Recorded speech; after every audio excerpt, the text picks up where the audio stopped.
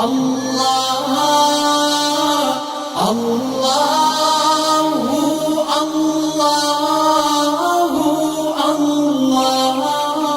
بسم اللہ الرحمن الرحیم۔ السلام علیکم ورحمۃ اللہ وبرکاتہ۔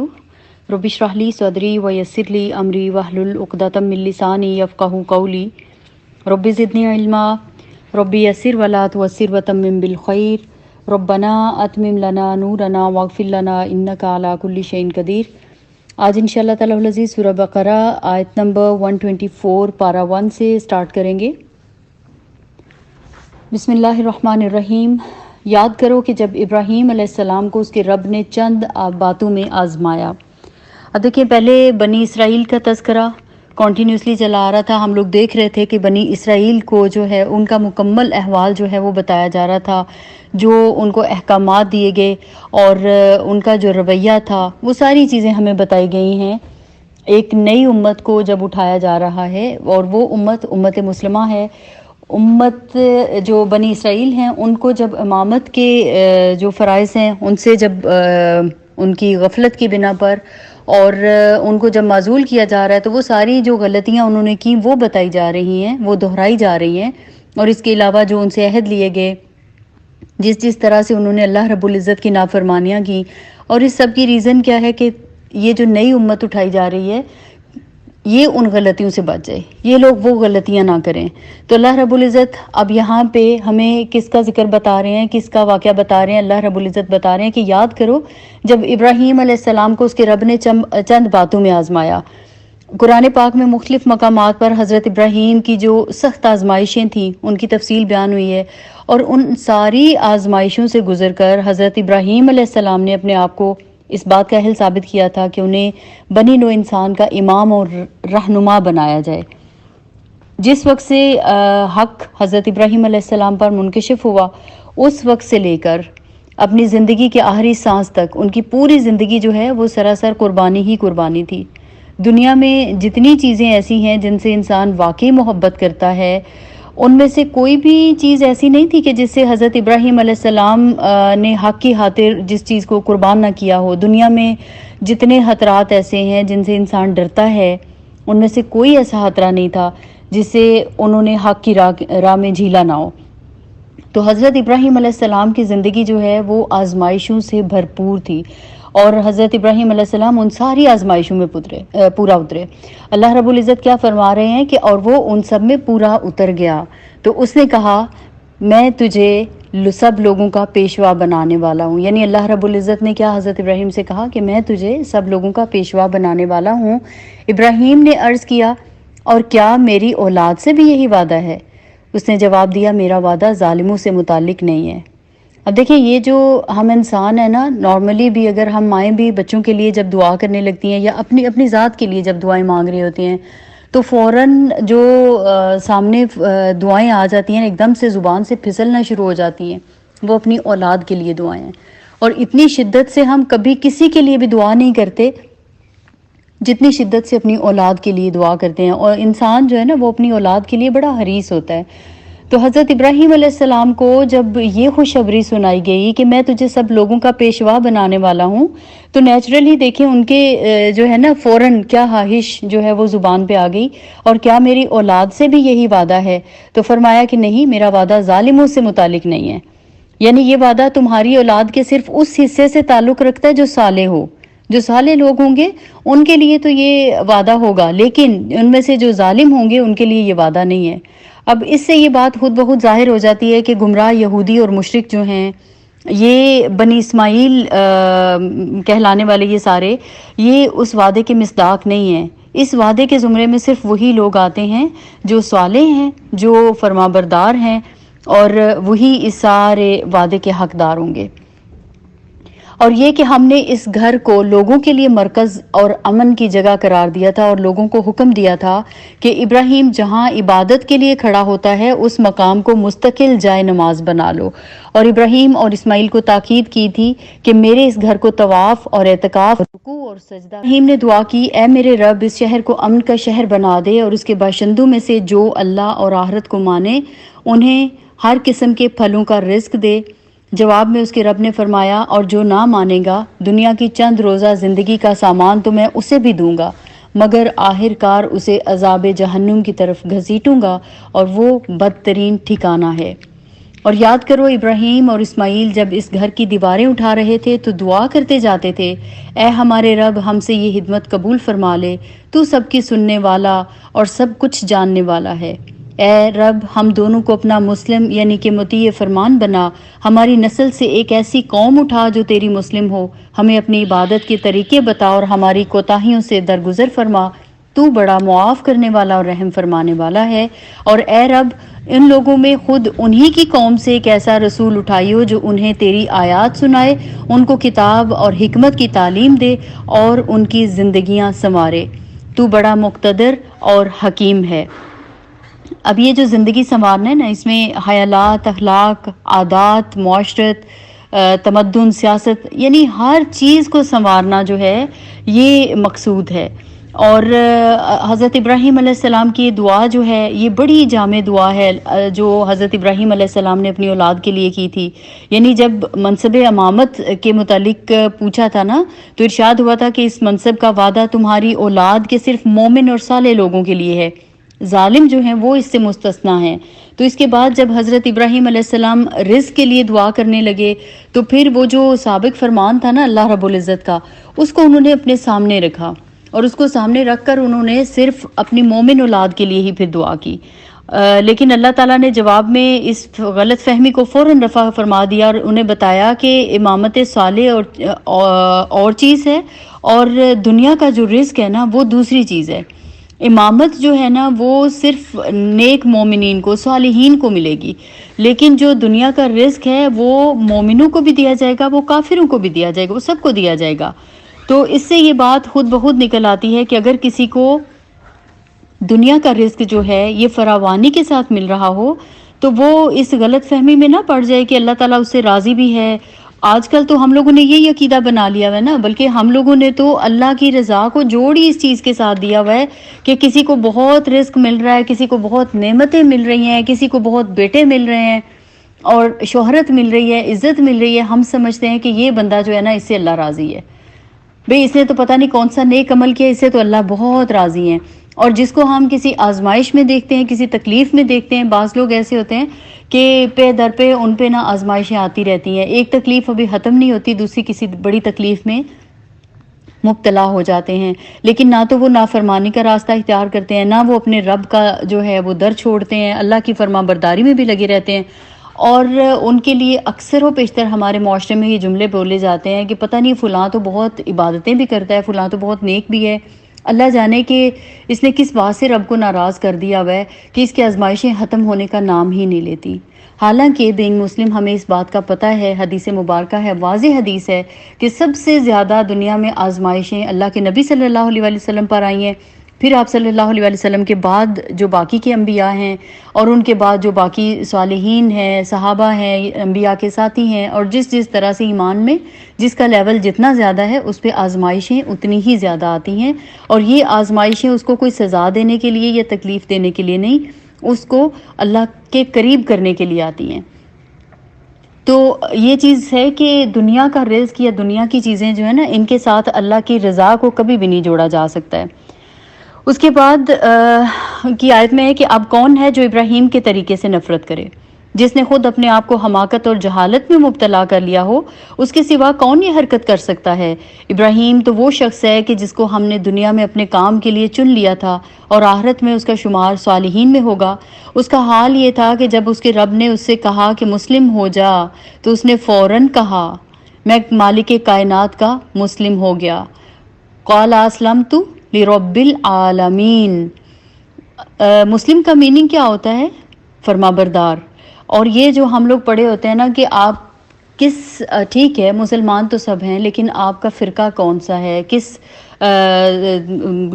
کیا کہتے ہیں اس کو، عقیدے سے تعلق رکھتے ہیں، یہ وہ تو یہ چیزیں یاد رکھیے گا۔ قرآن نے ہمیں مسلمان نام دیا ہے اور ہم مسلمان ہیں اور ہمیں اس چیز پر فخر ہونا چاہیے۔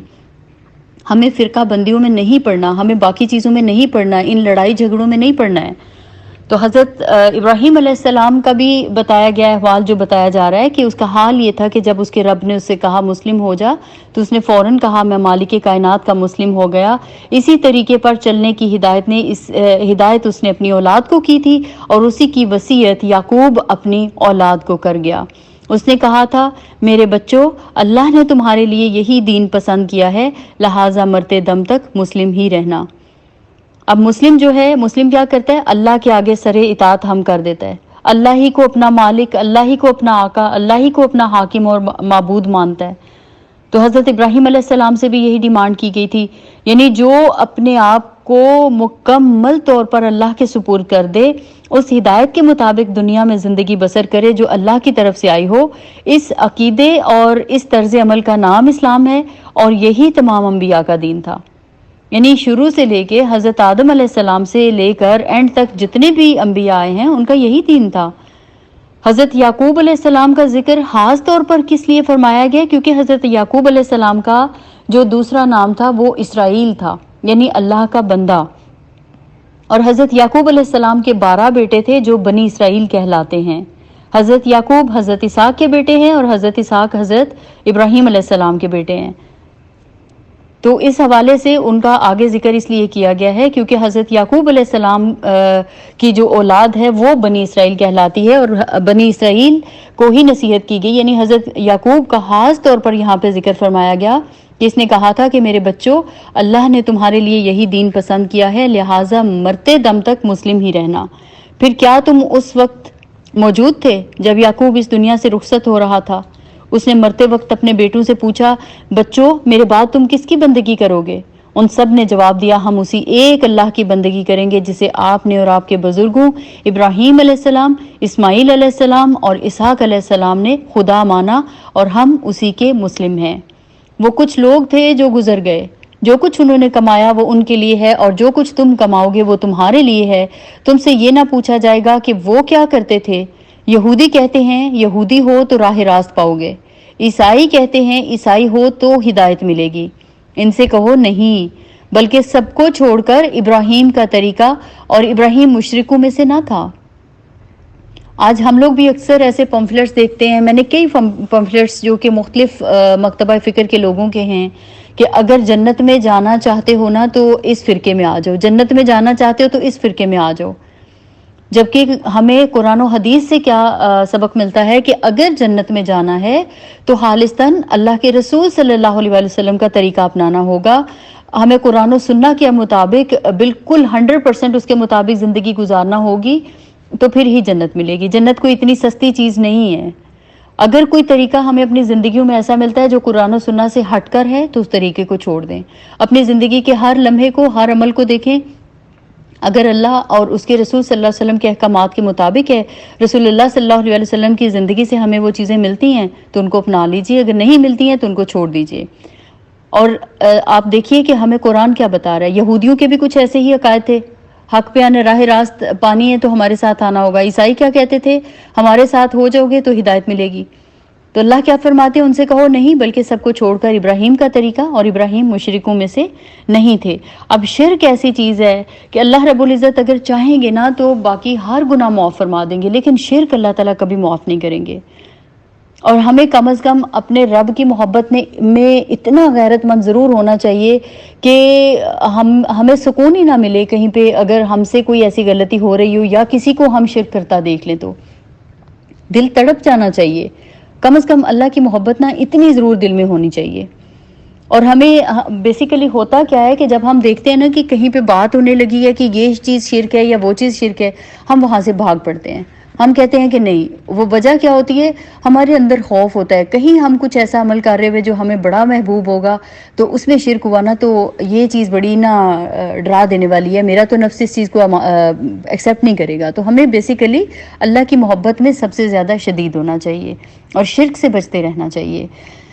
پھر اللہ تعالیٰ فرماتے ہیں کہ مسلمانوں کہو, اب مجھے اور آپ سب کو یہ چیز ایڈریس کیا جا رہا ہے, مسلمانوں کہو کہ ہم ایمان لائے اللہ پر اور اس ہدایت پر جو ہماری طرف نازل ہوئی ہے, اور جو ابراہیم، اسماعیل، اسحاق، یعقوب اور اولاد یعقوب کی طرف نازل ہوئی تھی، اور جو موسیٰ اور عیسیٰ اور دوسرے تمام پیغمبروں کو ان کے رب کی طرف سے دی گئی تھی، ہم ان کے درمیان کوئی تفریق نہیں کرتے اور ہم اللہ کے مسلم ہیں۔ یہاں مجھے اور آپ سب کو بھی جو ہے نا وہ اس چیز کا حکم دیا جا رہا ہے کہ اس چیز کا ہی دعویٰ کرو، کیا کرو؟ ہم اللہ کے مسلم ہیں۔ پھر اگر وہ اسی طرح ایمان لائیں جس طرح تم لائے ہو تو ہدایت پر ہیں، اور اگر اس سے منہ پھیریں تو کھلی بات ہے کہ وہ ہٹ درمی میں پڑ گئے ہیں۔ لہٰذا اطمینان رکھو کہ ان کے مقابلے میں اللہ تمہاری حمایت کے لیے کافی ہے، وہ سب کچھ سنتا اور جانتا ہے۔ کہو اللہ کا رنگ اختیار کرو، صبغۃ اللہ، بہت بہت اہم اور بہت ہی فیمس یہ آیت ہے، اور لاسٹ ٹائم بھی ہم لوگوں نے اس کے بارے میں کافی جو ہے وہ اس بارے میں ڈسکشن کی تھی۔ صبغۃ اللہ بیسیکلی اس کے دو ترجمے ہیں، ایک تو یہ کہ ہم نے اللہ کا رنگ اختیار کر لیا، اور دوسرا کہ اللہ کا رنگ اختیار کرو۔ اب مسیحیت کے ظہور سے پہلے یہودیوں کے ہاں ایک رسم تھی، جو ان کے مذہب میں داخل ہونا چاہتا تھا نا، اس کو وہ غسل دیتے تھے، اور اس غسل کے معنی ان کے ہاں کیا تھے، یعنی گویا اس کے گناہ دھل گئے ہیں اور اس نے زندگی کا ایک نیا رنگ اختیار کیا ہے۔ بعد میں یہی چیز عیسائیوں نے بھی اختیار کی، اور اس کا نام انہوں نے کیا رکھا ہے، یہ بپتسمہ کہتے ہیں اس کو، یعنی استباغ۔ نہ صرف یہ کہ یہ ان لوگوں کو دیا جاتا ہے جو اس مذہب میں داخل ہوتے ہیں، جو چھوٹے بچے ہوتے ہیں، جو نیو بورن ہوتے ہیں، ان کو بھی یہ جو ہے وہ غسل دیا جاتا ہے، اور اس کو جو ہے بپتسمہ کا جو ہے وہ نام دیا جاتا ہے۔ اسی کے متعلق قرآن کہتا ہے کہ اس رسمی استباغ میں کیا رکھا ہے، اللہ کا رنگ اختیار کرو، یعنی جو کسی پانی سے نہیں چڑھتا بلکہ اس کی بندگی کا طریقہ اختیار کرنے سے چڑھتا ہے۔ یعنی اللہ کا رنگ کیا ہے، اپنے آپ کو مکمل اللہ کے حکم کے مطابق ڈھال لو، جیسا وہ رب تم سے ڈیمانڈ کرتا ہے اس طرح کے بن جاؤ۔ کہو اللہ کا رنگ اختیار کرو، اس کے رنگ سے اچھا اور کس کا رنگ ہوگا، اور ہم اسی کی بندگی کرنے والے لوگ ہیں۔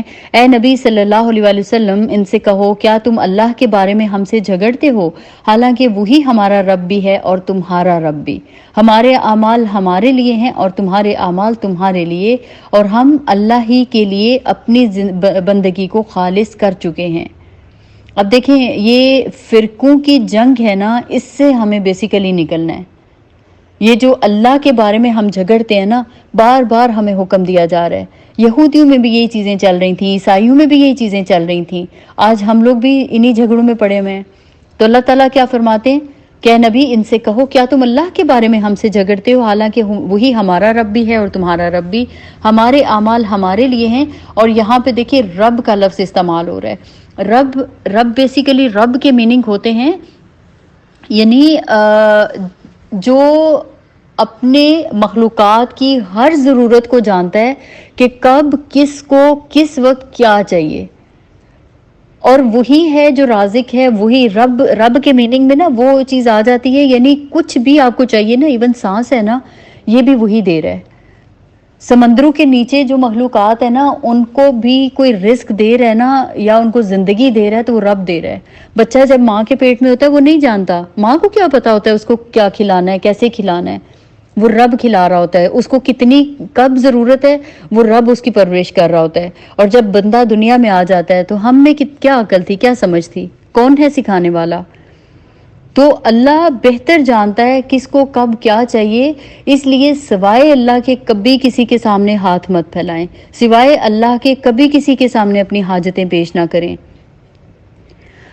اس کے بعد اللہ تعالیٰ کیا فرماتے ہیں، یا پھر کیا تمہارا کہنا یہ ہے کہ ابراہیم، اسماعیل، اسحاق، یعقوب اور اولاد یعقوب سب کے سب یہودی تھے یا نصرانی تھے؟ کہو تم زیادہ جانتے ہو یا اللہ جانتا ہے؟ اس شخص سے بڑا ظالم اور کون ہوگا کہ جس کے ذمے اللہ کی طرف سے ایک گواہی ہو اور وہ اسے چھپائے۔ تمہاری حرکات سے اللہ غافل تو نہیں ہے۔ وہ کچھ لوگ تھے جو گزر چکے، ان کی کمائی ان کے لیے تھی اور تمہاری کمائی تمہارے لیے ہے، تم سے ان اعمال کے متعلق سوال نہیں ہوگا۔ اب اس جملے پر بھی غور کیجیے گا، وہ کچھ لوگ تھے جو گزر چکے، ان کی کمائی ان کے لیے تھی، تمہاری کمائی تمہارے لیے ہے۔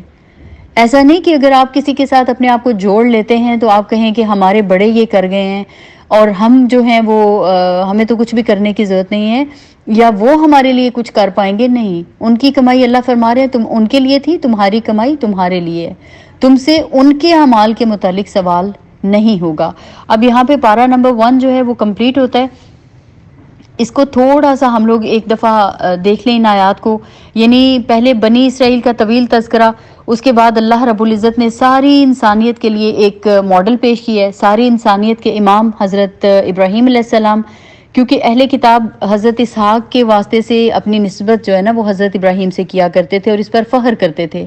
اہل قریش جو ہیں وہ بھی حضرت اسماعیل کے حوالے سے حضرت ابراہیم کی اولاد تھے اور وہ بھی اسی نسبت پر فخر کرتے تھے۔ مسلمان جو ہیں وہ بھی حضرت ابراہیم علیہ السلام کو جد امجد مانتے تھے، لہٰذا اللہ تعالیٰ نے انہیں ایک رول ماڈل بنا کر پیش کیا ہے، اور اس موقع پر یعنی دین ابراہیم یعنی خالص توحید کی وضاحت بھی کر دی ہے اور بتا دیا ہے کہ اہل کتاب اور مشرکین نے جو من گھڑت عقائد اور بے راہ روی اختیار کی ہوئی ہے، اس کا اسلام اور توحید سے دور کا واسطہ نہیں ہے۔ اس موقع پر امام انسانیت حضرت ابراہیم علیہ السلام کی صفات جو ہیں وہ 2 رکوع میں وضاحت سے بیان کی گئی ہیں، یعنی وہ کس طرح سے یکسو تھے، حنیف تھے، اللہ رب العزت نے انہیں آزمایا تو وہ اللہ کی ہر آزمائش پر پورے اترے، توحید پر قائم رہے اور اللہ تعالیٰ کی مکمل اطاعت کرنے والے تھے، ہر آزمائش میں پورا اترنے والے تھے، مزدور بن کر اللہ کا گھر بنایا اور پھر اپنی اولاد اور ساری انسانیت کی ہدایت کے لیے دعا کی کہ اے اللہ ایک نبی کو مبعوث فرما جو تیری ہدایت پہنچانے والا ہو۔ انہوں نے اپنی اولاد سے بھی صحیح راستے پر قائم رہنے کا وعدہ لیا، اور اس کے بعد اللہ تعالیٰ نے پھر مسلمانوں سے وعدہ لیا کہ جس راستے پر سارے نبی تھے اس راستے پر یعنی توحید کے راستے پر چلو، اللہ کے رنگ میں رنگ جاؤ، اللہ کی بندگی میں آ جاؤ، اس میں فلاح پاؤ گے، اور یہود و نصارہ کے راستے پر نہ چلنا، وہاں پر سوائے گمراہی اور ضلالت کے کچھ نہیں ہے، اور انجام جو ہے وہ بدترین ہوگا۔ ہمیں بھی غور کرنا ہے، آج ہم لوگ ہر معاملے میں یورپ والوں کی تقلید کر رہے ہیں، ہم ہر معاملے میں ان کی مثالیں دے رہے ہوتے ہیں، ہم کہتے ہیں کہ وہ بے شک مسلم نہیں ہیں لیکن وہ دیکھیں نا ان کی یہ معاملات ہیں، وہ یہ ایسے کر رہے ہیں، ہم ہر چیز میں ان کی تقلید کر رہے ہیں، حالانکہ تقلید کے لیے ہمارے سامنے ہمارے پیارے نبی صلی اللہ علیہ وسلم کی پوری زندگی ہے، ہمارے سامنے یہ کتاب ہدایت ہے۔ اگر ہم اس کو تھام لیتے ہیں تو جس طرح سے پہلے ہمارے آباء و اجداد نے کیا تھا کہ جب انہوں نے اس قرآن کو اور رسول اللہ صلی اللہ علیہ وسلم کی زندگی کو تھاما تھا اور اس کے مطابق اپنی زندگیاں گزارنا شروع کی تو اللہ تعالیٰ نے پوری دنیا پر حکومت دے دی تھی۔ اور آج ہم اس طرح سے ذلیل و رسوا کیوں ہیں؟ آج ہم پر باقی قومیں مسلط کیوں کر دی گئی ہیں؟ کیونکہ ہم نے اللہ کے راستے کو چھوڑ کر، رسول اللہ صلی اللہ علیہ وسلم کے راستے کو چھوڑ کر یہود و نصارہ کی تقلید کرنا شروع کر دی ہے۔ آج اگر ہم بدل جاتے ہیں تو اللہ تعالیٰ ہم پر رحم فرمائے گا اور اسی طرح سے ہم پھر سے دنیا میں عزت کے ساتھ زندگی گزارنا شروع کر دیں گے۔ اللہ